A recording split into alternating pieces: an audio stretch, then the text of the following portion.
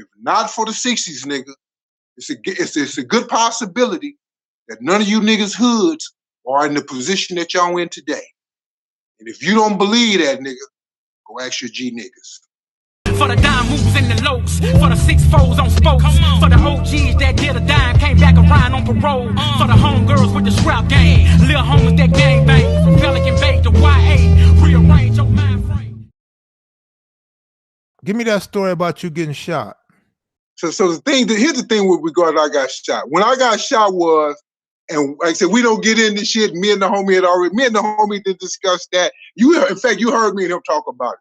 But a nigga came up dead, right? So you know to hear the word, the nigga Mump, man, they said nigga Mump, shot such and such in the room. So now they looking for the monster. They looking for me, right?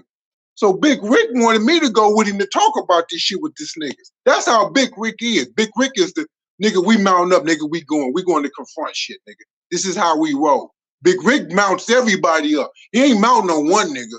Big Rick is rounding up everybody and we going. That's how Big Rick did his thing in the hood. And so what happened was one day I'm at home. Well, let me rewind it back so you can understand how we even got there. We was at the skating rink that Sunday because I got shot on a Monday. We was at the skating rink Sunday night at Rosecrans skating rink. And so when we back there, the homie from Hoover was talking crazy with a nigga from 111. They was in this beef. They was beefing at the time, you know. And so Cuz was sitting on the thing and he was looking at me, all mean mugging. Nigga asked me where I'm from. I told nigga, I'm from Neighborhood. Now, at the time, I just wasn't in the habit of saying 60. Nigga, I'm from Neighborhood. That's enough, right? So he was under the impression that I was from 111. But he was tripping on the homie Mouse from 111. But he was under the impression that I was from there too. So he was tripping on me. So I had, at this time, this is when I had my girl, because she was from Hoover. I had her go get my gun, because she would always carry my shit to the skate room. I had to go get my gun and bring it to me. You know, I wasn't going to say anything because these niggas is strapped. At this time, I got Petey Wack with me. I got Lil Mump with me. I got J Stone with me.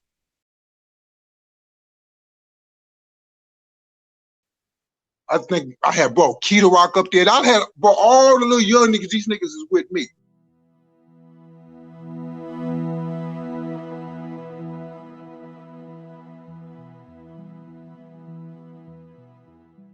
So the thing is, I can't let nothing happen to these niggas because I can't go back to the hood because I'm responsible for them. I took them, so nigga, you're responsible to make sure you get back with all these niggas. So I need to get my gun. So when I get it, now I confront the nigga, right? So I'm like, damn, nigga, what you say? But lo and behold, it was the nigga behind him. He was trying to pull out a shotgun, right? So I drew my shit on the nigga. Like, nigga, if you pull it, nigga, I'd kill you right here. So dude, you know, but come to find out he was from Eight Tray Gangsters. So what happened was we end up leaving. So when we leave, the nigga get killed that same night. So it's about, okay, here go my name. So anyway, I'm at the house kicking it, you know, I'm about to kicking it, doing my thing. So this nigga called me. I'll be wanting to say this nigga name. Say this nigga is a bona fide hook, man. You ask these niggas from gangster, they even tell you this nigga's a real hook, man.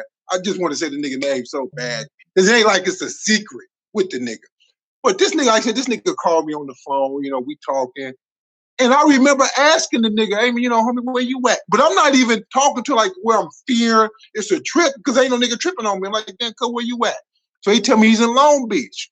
I'm like, oh, okay, cool. So he just hang up the phone. Now, in hindsight, what he was doing was he was calling to make sure that I was at the house. That's why he was calling. But this is in hindsight. So what I do, I end up hanging up the phone. A little while later, the homie Pieface called me. So me and him talking and kicking it. But it couldn't have been a few more minutes. It's a knock at my door. I sit the phone down. I go to the door, look at my peephole. I see this nigga. But I'm not thinking, and my mind is not thinking, how could this nigga have gotten to my house that fast? He was just in Long Beach. You can't make it that fast. But I'm not even tripping like that. I'm just like, oh, damn, what do you know, boom, let him in. And I slammed the door behind him, which it wasn't supposed to, like I say, I can tell you how things wasn't supposed to be, but in hindsight, he wasn't supposed to let me close the door because there was some niggas downstairs waiting. So I shut the door. He's locked in the house with me. So I'm talking to, I go pick up the phone, talk to the homie. He's like, who is that? So I tell him who it was. He tell me, man, put that nigga on the phone. I give him the phone. He talking crazy to the nigga. Cuz give me the phone back. He tell him up, I gotta go. So I tell Pi, man, let me let this nigga out. So I set the phone down. I walk to the door to let this nigga out. When I opened the door, this nigga draws the gun and put it to my head. But he don't shoot. He don't shoot like a killer's supposed to shoot. What he does is he said, Mumpy. And when he says my name, I spin on the nigga and still on him, hit him in the jaw. The nigga fall to the ground. So now I'm just whooping the nigga. That's all I'm doing is whooping him. And lo and behold, I hear little noises, and I happen to just look to the side, and here come these niggas coming up these steps with blue rags over their face. So I wanted to run to the bedroom to try to get my gun, but I don't want to run past this doorway because I don't want to get shot. So my first thought is, nigga, get out the building, nigga. Get out the building. So I'm finna run to try to jump out my window. But before I can get out, I don't even think I got out of my living room. These niggas is hitting me because I had fell down twice. But I'm thinking I'm just falling down because I'm running on shag carpet, because back this when shag carpet was in. So me and my girl had some white shag carpet. So I'm thinking I'm just falling because I got on the nylon socks, and I'm running. But all the time I'm being hit. So then what I do was when I finally get in my den, I get behind the wet boy. I'm like hollering, cuz, I'm shot. So the gun shots, like you don't hear them no more, they done. So like I felt shit wet, but I'm thinking now this is like some alcohol that fell on me and shit. So I ended up getting from my den, I went to like in this little dining room thing, and I could see the blood. I'm like, God damn. So now I gotta get out here. I gotta get help. So I pick up the phone to the homie, Pieface, I just got shot, man. Call my mama, and hang up the phone. But I'm carrying the phone with me because I'm trying to get to this room, but I first got to shut my front door. And in the midst of me doing that, you would have to see how our apartment was made. But the niggas fire again, like about 4 or 5 bullets just come through this wall. I'm like, God damn shit. And I'm scared to death, homie. But somehow I get around and I'm dragging my leg and I push the door shut and lock it. I run into the pantry, lock myself in the pantry. Nigga, and I call 911, nigga. I need help. I just been shot, right? And the funny part, because the story had became funny to me later on in life, right? But the operator called me right back and she's telling me to go open this door, right? I'm saying, open the door. She said, yeah, the ambulance and the police is outside. We need you to open the door. But I'm so paranoid, I'm thinking that this is these niggas' homegirls. This bitch trying to get me to open the door so these niggas can kill me. So I hang up, right? She called me right back again. I was like, you need to open the door. I didn't hear no sirens. I didn't hear nothing. She said, open the door, sir. They're out there. I open the door, homie. Boom, the police got the guns drawn. I'm like, all I do is remember saying, I'm shot. And I slumped down to the floor. I remember them working on me. I remember the detectives coming in there. One of them saying my name, talking about they was looking for me. I remember, being on the gurney, my mama, my sister downstairs crying. Caught in the ambulance, my mother talked to the people. I knew this was going to happen. I kept telling him. He wouldn't listen to me. I kept telling him. And, I woke up the next morning, all bandaged up in the hospital, and my right leg was paralyzed because one of the bullets was still stuck up against my spine and one of my nerves, so they couldn't go in there and operate and take it out. So I had to, what I did was for a period of time, I did wait for it to move because my mother wouldn't allow him to operate on me no way. But, so that's how I got shot. And so, go ahead. You were 17 years old when that happened, right? Yeah, I was 17, just turned 17, like fresh. So I had just, I'm young. So what happened was I'm sitting in the hospital and the homies is coming up to see me. They tell me, yeah, homie, look, we finna go around here, niggas, we gonna go do this. So they gave me a gun to put in the bed. right, to keep with me at the hospital. The Big Rick had brought me, you know, nice little, you know, heat to keep with me at the hospital. But I said, Rick, I don't think I can keep it because they be coming in here. The police is coming in here and they be searching the bed area. So what I did was I would have my bra just come because she was sleeping in the room with me and just had her come up in there, little bra from Hoover, and she would just come and just stay at night with me and shit. But they was tripping. The homies was tripping on her because they thought she had something to do with it as well, which she didn't. But you know how niggas get. You know, we quick to want to blame somebody for something. But she was trying to get the nigga who opened the door for them niggas to shoot me. She was trying to get that nigga back to the house. Because one, she was trying to get him knocked down. And then two, he was the nigga who would know who all was outside when it came to shooting me.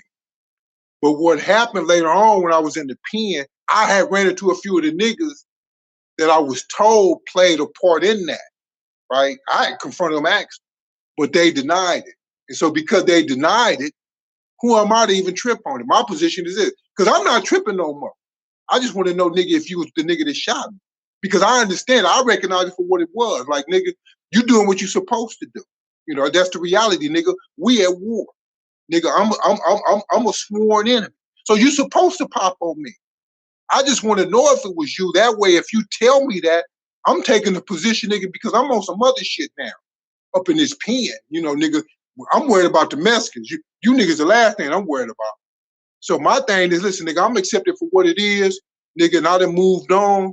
But don't let no nigga put no bullshit in your ear about Mump is tripping. That was always my thing for just wanting to know who it was that did it.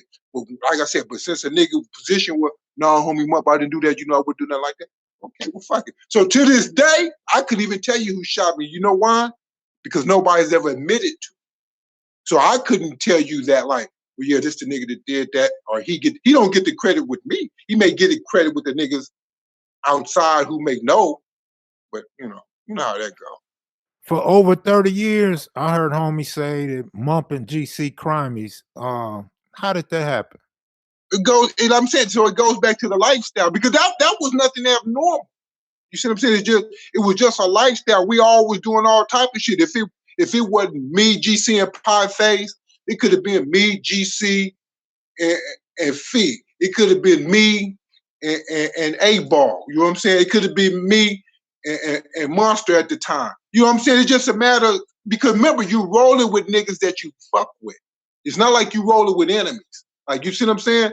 You got to remember, things are happening with the 60s and Eight Tray Gangsters as far as the criminal lifestyle before the war breaks out. You feel me? Like, so he's already got to remember, GC's already in the pen. He's in the pen when I get shot up. He's in jail.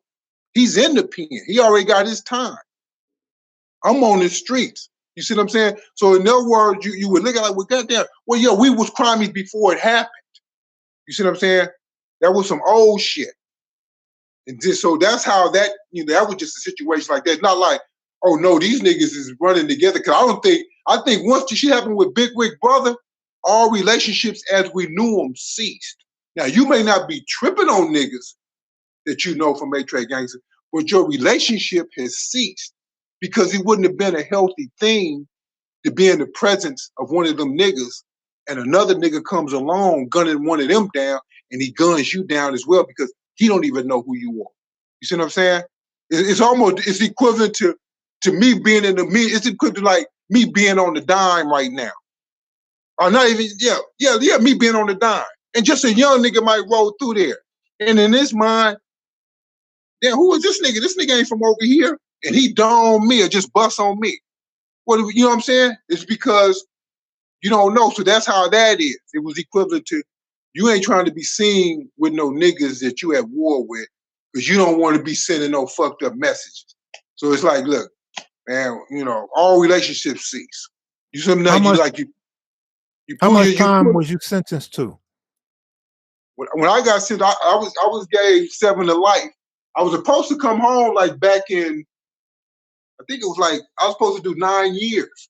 However, my dumb ass, I want to show out in prison. My position was now, because you make a name for yourself on the streets. So now once you in prison, you nobody. Don't nobody give a fuck about shit that going on in the streets. So you have to make your name in there. And that's a whole different way of living. It's a whole different way of thinking. It's a whole different mindset. Because you have to remember, seeing there, I'm just a Crip nigga. That's all I am. I'm just a Crip. I'm not caught up in now with what the homies is doing on the streets. You see what I'm saying? I can't even function on that mentality, because what it would do is it would destroy me within the environment in which I'm trying to exist. You know what I'm saying? It's like you bring, at this time in prison, you bring that gang shit to prison. They're not accepting that shit. You know what I'm saying? Because niggas is dealing with these white boys, blacks is up in here dealing with these Mexicans. Ain't nobody got time for no black on black affairs at this time.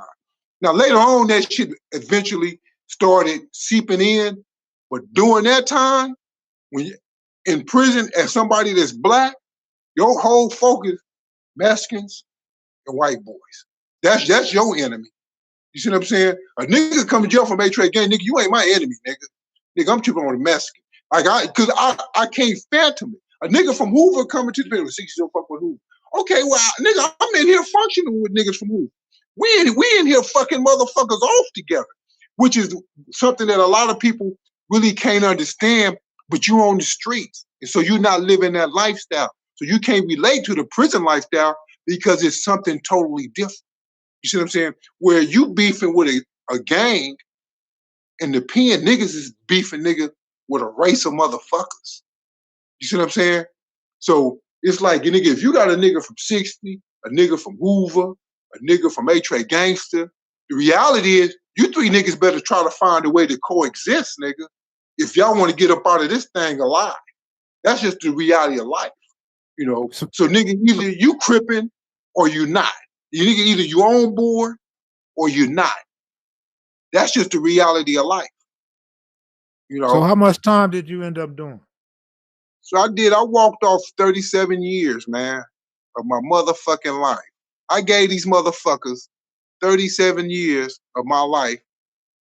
And the reality, when you look back at it, right? Like when you look back at it, especially when I look at what I came home to, I'm like, man, ain't this a bitch? How did I let these niggas trick me like that? But more so, how did I let myself trick myself like that? You see what I'm saying? Because what I left ain't what I came back to. And you know, it was a hurtful thing. You know, it's not like it was a lifestyle you came back to and you want to live this lifestyle. It's a lifestyle that you came back to, and it's more like, damn, where's the love?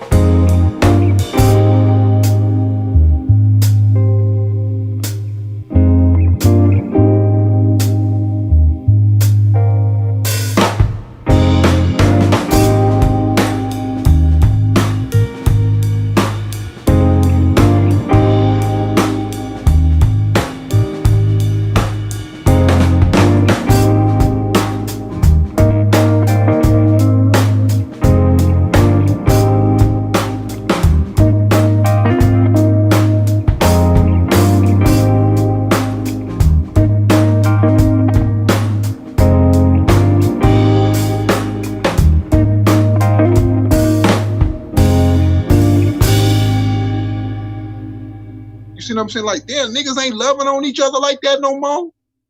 You know, like, cause you remember, we talked before, I told you, you come home and you hear shit. Niggas niggas is being put on in a way that they wasn't being put on when I came up getting put on. You know, when I came up getting put on, you getting put on to represent the 60s. You see what I'm saying? When I come home, they like, niggas is getting put on to kill one. You know, you become one when you kill one. That's how you know you a solid nigga. If you can kill one of them niggas, you a solid nigga. To me, like, that's the craziest shit in the world, right? But when I think about it, and I like, if I sit down and reflect and I think about I'm like, okay, because I'm like, man, niggas just ain't doing this shit. So because no, so some niggas teaching these niggas this shit, right? So I'm saying, so this comes in from a generation before them, right? Because that's the only way they would have been doing this type of shit. It's like, this is what they was taught. Because when I say, like, once you get past a certain generation of the 60s, the shit went downhill. Because you had a generation that started the hood, you had a generation of niggas that set a standard, and then you had a generation of niggas that turned it up, right? Like, I can say it, and I say it proudly. I come from a good generation. But that generation after me, ain't no niggas made noise like them niggas made noise. You see what I'm saying? And I don't feel bad about it. I respect them niggas to the utmost because them niggas took it to a step beyond. In other words, we gonna take what you niggas taught us, Mom, and then nigga, we gonna put some of our own shit on this shit. And them niggas took the 60s nigga to a level that nigga nobody saw coming, you know? And once we got to that apex though, it all went downhill because after all, when you become too tough for other motherfuckers, you start judging yourself. Remember I talking about you a solid nigga compared to who? Well, now you got to compare yourself to the nigga that's right next to you. A nigga in the 60s. Because remember, you niggas didn't down to everybody else because you was out here. So it's like, you niggas didn't fuck to everybody else. You niggas didn't fuck up all these other hoods. You niggas didn't, then not only did you niggas, not you in general, but I'm saying, but not only did you niggas fuck over niggas in all these other hoods, right, and made this hell of a name for the 60s, but then you niggas started turning on our allies and tripping on them. Like, goddamn, we ain't had no friends. And as a result of that, now we just this Long Island. It's clear, okay, yeah, the 60 niggas is the shit. But now, who are you gonna compare your toughness to? Because to go do something to one of them niggas is nothing. You already done that. So what do? Now you start eating your own, right? And now we knocking off reputable niggas. We knocking off name brand 60 niggas. Like niggas that other niggas couldn't even get near. And as a result, this is what the fuck we got today.